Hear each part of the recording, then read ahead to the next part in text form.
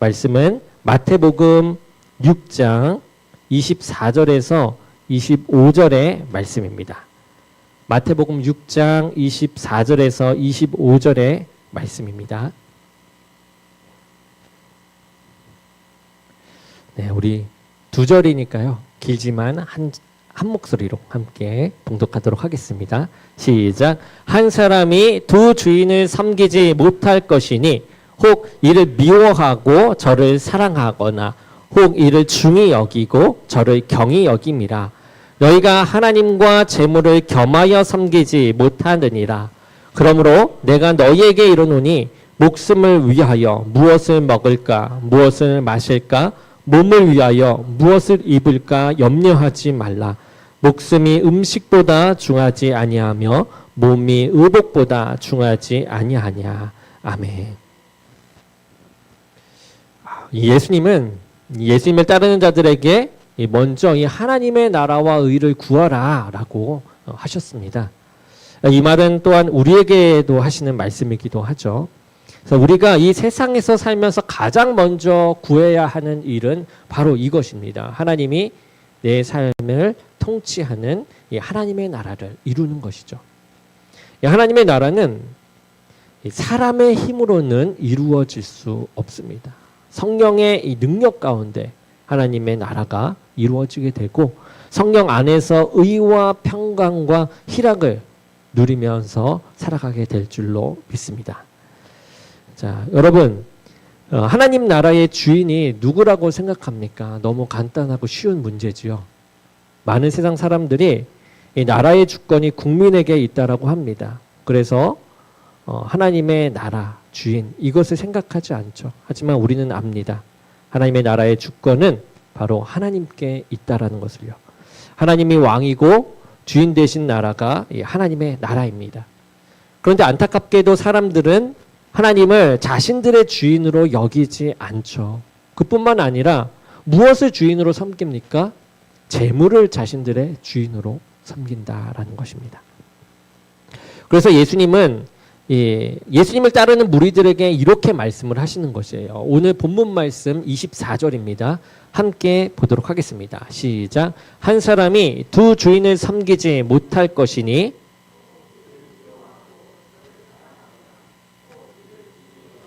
저를 경히 여김이라.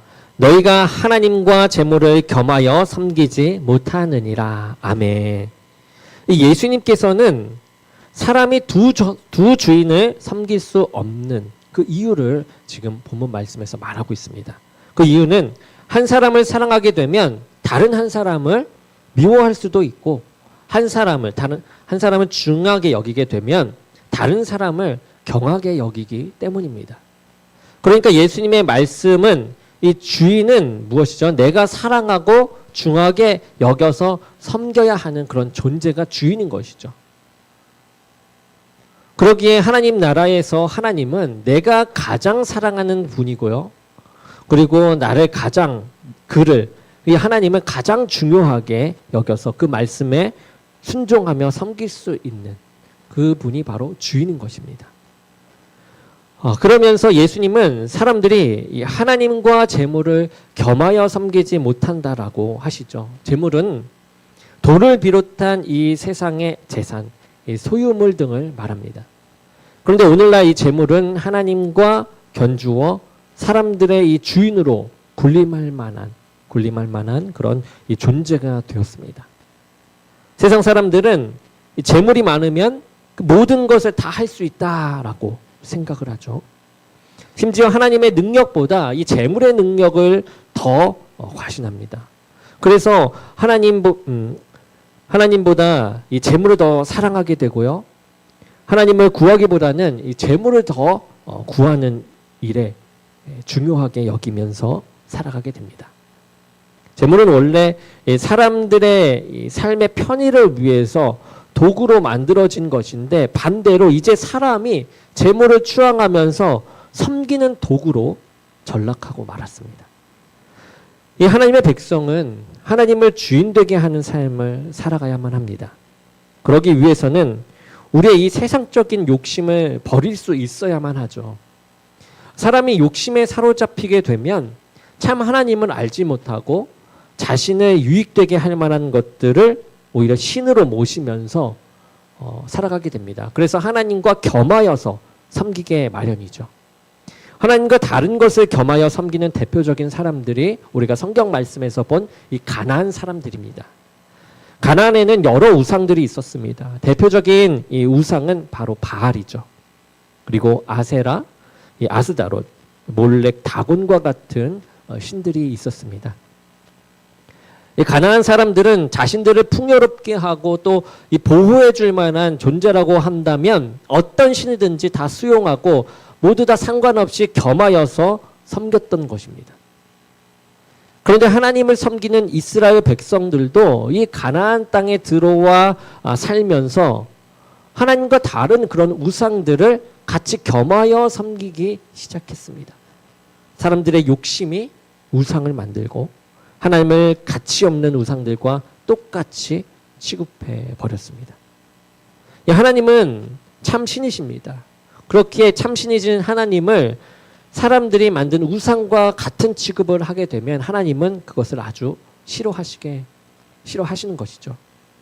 그래서 하나님은 이스라엘 백성들에게 주시는 그 10계명 중에 가장 첫 번째 계명을 이렇게 말합니다. 너는 나 외에 다른 신을 내게 두지 말라. 그런데 사람들은 하나님과 재물, 우상들을 겸하여 섬길 수 있다라고 여기면서 하나님 외에도 다른 신을 함께 섬깁니다. 우리 그리스도인들은, 이 성도는 하나님만이 우리가 사랑하고 중요하게 여길 유일한 신임을, 유일한 주님이심을 고백하는 사람들입니다. 우리는 오늘 말씀을 통해서 사람들이 왜 하나님과 재물을 겸하여 섬기려 하고 우리가 하나님만을 우리의 주인, 왕으로 섬기기 위해서 어떻게 할지 대해서 오늘 말씀을 통해서 보게 됩니다. 그 말씀에서 첫 번째 말하는 것이 우리의 염려를 주님께 다 맡기라라는 것입니다. 그때에 하나님을 주인으로 섬길 수 있다라는 것이죠.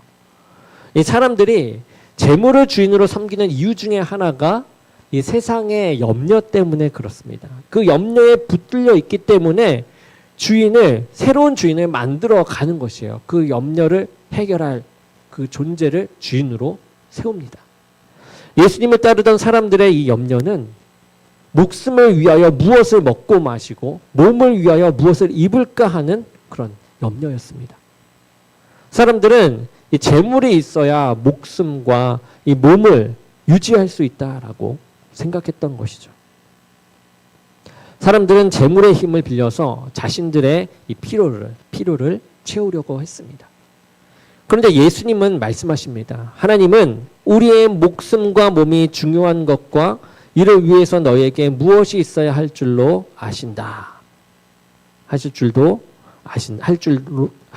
아신다라고 얘기합니다. 그러면서 사람들에게 공중의 새를 보라고 하시죠. 사람들은 예수님의 말씀을 따라서 하늘을 나는 새를 바라봅니다. 그때 예수님은 말씀하십니다. 저 새들은 심고 거두지 않고 창고에 모아 들이지도 않았는데 저렇게 살아있는 것은 너희 하늘 아버지께서 기르고 계시기 때문이다 라고 이야기하시죠. 그리고 이번에는 들의 이 백합화를 보라고 말씀하십니다. 그러면서 예수님께서 이어서 말씀하시죠. 백합화는 수고도 않고 길쌈도 아니하는데 이 솔로몬의 영광으로 입은 것이 이 꽃 하나만 갖지 못했다. 오늘 있다가 내일 아구기로 던져지는 그 들풀도 하나님이 이렇게 입히시거든 하물며 너희일까 보냐 믿음이 작은 자들아 라고 이야기합니다. 예수님은 새와 백합화를 돌보시는 하나님을 너희 하늘 아버지라고 말씀하십니다. 우리는 공중의 새와 들판의 꽃들에 대해서 별로 신경을 쓰지 않습니다. 그런데 우리 하늘 아버지께서는 일일이 모든 것들을 먹이고 입히시고 계시다라는 것이죠. 그렇게 세심히 바라보고 계십니다. 그런데 이 하나님의 자녀인 우리를 먹이고 입히는 것은 당연하지 않겠습니까? 사람의 목숨과 몸을 있게 하는 것은 이 재물이 아니라 하나님이시다라는 것입니다. 그렇다면 하나님은 이 단순히 먹고 사는 문제만을 책임지시나요? 아닙니다. 재물로 할 수 없는 우리의 이 영적인 부분까지도 하나님은 돌보고 계신 줄로 믿습니다. 우리가 이것을 믿을 때 목숨과 몸을 위해서 재물을 섬기지 않고 하나님을 섬기며 살아가게 되는 것이죠. 그리고 우리는 이 주님의 주권을 믿고 내일 일을 염려하지 않는 삶을 이렇게 살아야만 합니다. 예수님은 내일 일을 위하여 염려하지 말라라고 말씀하십니다. 왜냐하면 오늘이나 내일이나 모두 이 하나님의 주권 가운데 있기 때문이죠. 그럼에도 사람들은 앞으로 있을 일까지 미리 당겨서 염려하기 마련입니다. 아이들이 잘못되면 어떻게 하나? 내일 계약이 잘못되면 어떻게 하지? 코비드가 다시금 극성한다는데 코비드에 걸리면 어떡하지? 요즘 몸의 컨디션이 안 좋은데 큰 병이 있는 건 아닐까? 이러한 걱정들이 우리들 속에서 계속해서 나타나는 거죠. 이 어니 젤렌스킨이라는 심리학자가 있는데요. 그의 저서 모르고 사는 즐거움에서 우리가 일상적으로 걱정하는 것에 대한 그런 조사를 시행했습니다. 그것을 이제 연구 결과로 해서 내놓았는데요. 이렇게 말합니다. 사람들이 걱정하는 것의 40%는 절대 현실로 일어날 수 없는 일이다라고 합니다. 그리고 거기 이제 걱정의 30%는 이미 일어난 일에 대한 것이다라고 하죠. 그리고 걱정의 22%는 사소한 고민입니다. 그리고 걱정의 4%는 우리의 힘으로는 어쩔 도리가 없는 일에 대한 것이라고 해요. 그리고 걱정의 4%, 마지막 걱정의 4%만이 우리가 바꿔놓을 수 있는 그런 일에 대한 걱정이라고 합니다. 그러니 보통 사람들이 염려하는 것의 96%는 우리가 걱정할 필요가 없는 그런 것들이었던 거죠. 그렇다면 우리가 바꿔놓을 수 있다고 여기는 이 4%의 염려는 꼭 필요한가요? 우리는 그 4%의 염려거리도 하나님의 주권 가운데 있음을 잊지 말아야만 합니다. 이 잠언 27장 1절에 이러한 말씀이 있습니다. 우리 함께 보도록 하겠습니다. 시작. 너는 내일 일을 자랑하지 말라. 하루 동안에 아멘.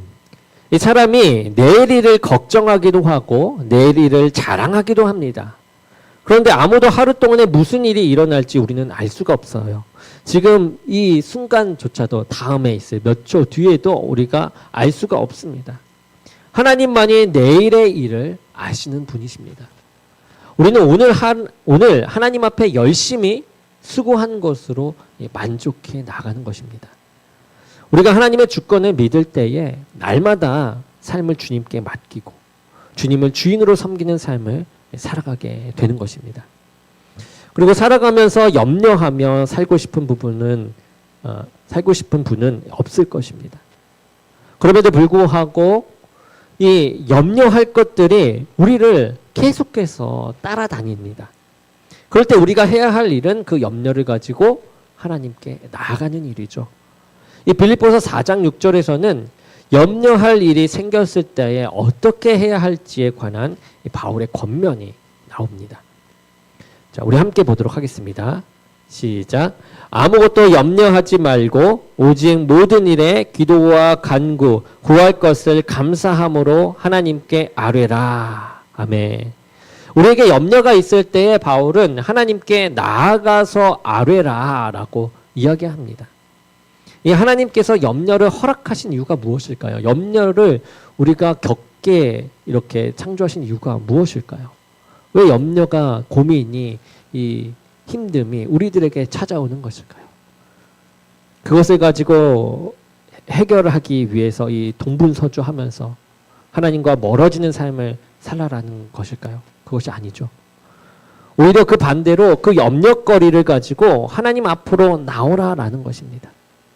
우리에게 염려할 일이 생겼다면 그것은 하나님께로 가까이 나오라는 그런 사인 되어져요. 그 기회가 되어지는 것입니다. 요즘 고민 상담을 해주는 프로그램이 여럿 있습니다. 이 상담가들은 다른 사람들의 고민을 경청해서 그들의 위로를 들어주죠.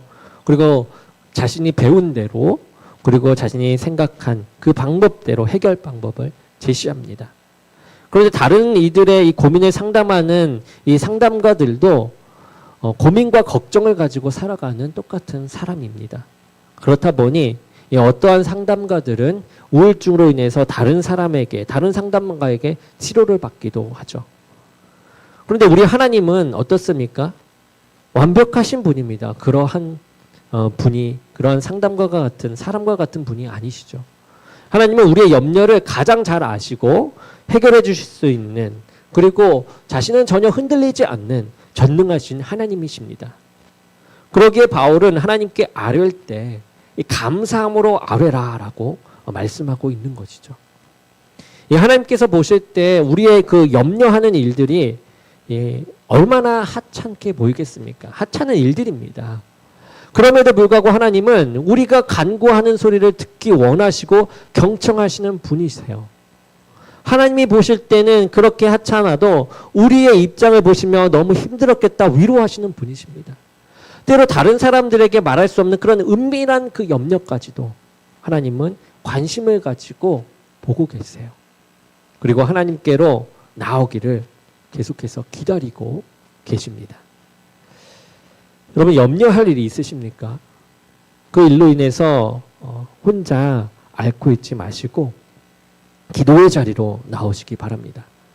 그럴 때에 하나님께서 베풀어 주시는 그 위로와 해결함을 받는 은혜가 우리 이 시간, 우리 여기 있는 영혼들 모두에게 가득하기를 주님의 이름으로 원합니다.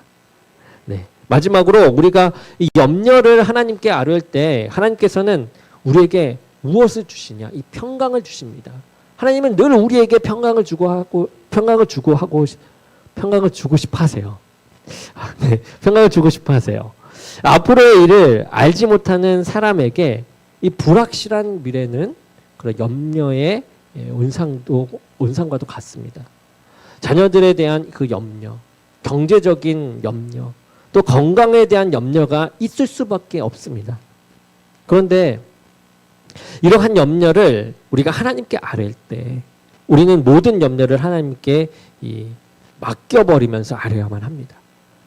우리가 모든 염려를 주님께 맡길 때에 비로소 우리는 이 염려에서 벗어나서 평강을 얻을 수 있게 됩니다.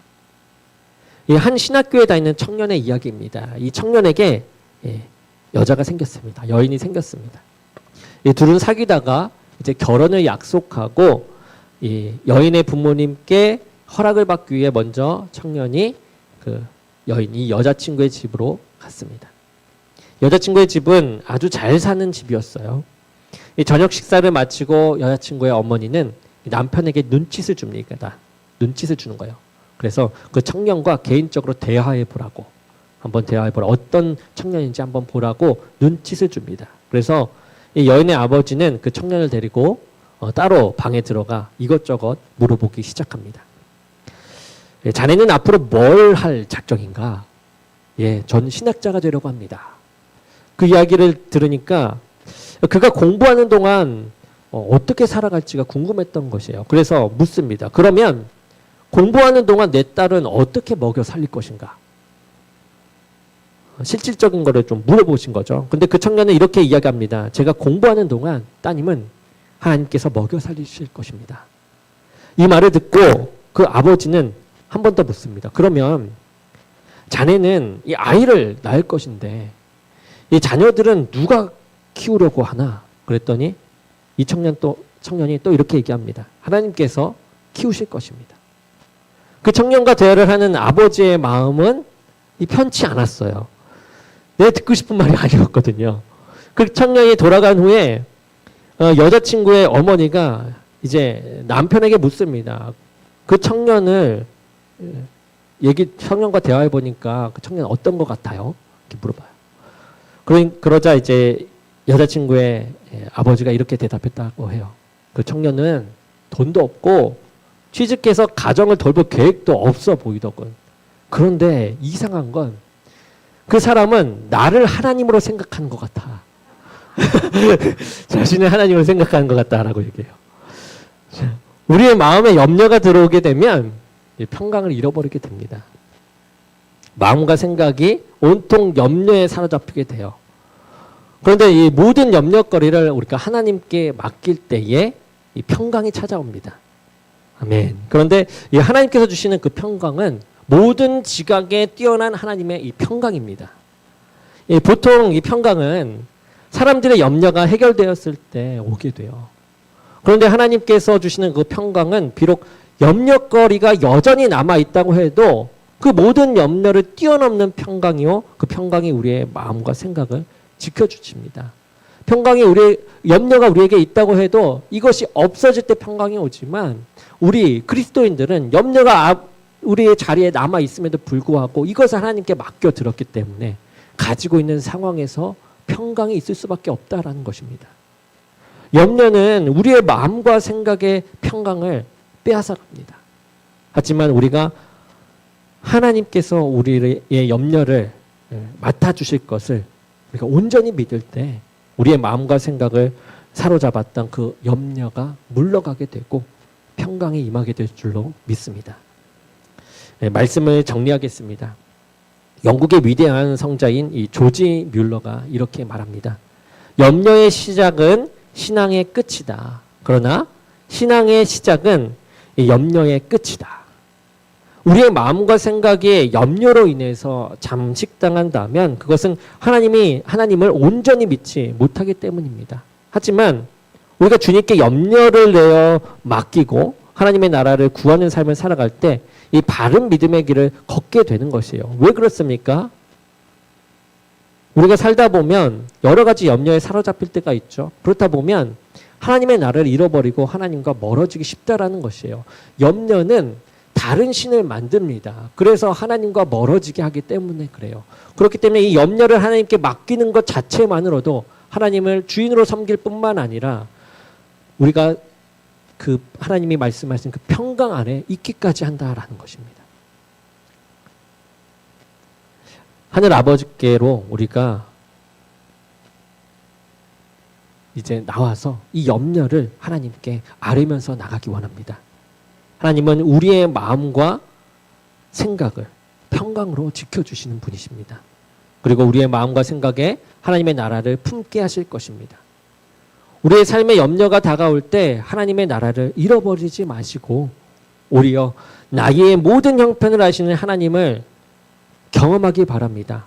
염려를 아뢰면서요. 경험하며 하나님만을 나의 주인이요 나의 왕으로 확증하는 삶을 사는 저와 여러분이 되기를 간절히 축원합니다. 아멘.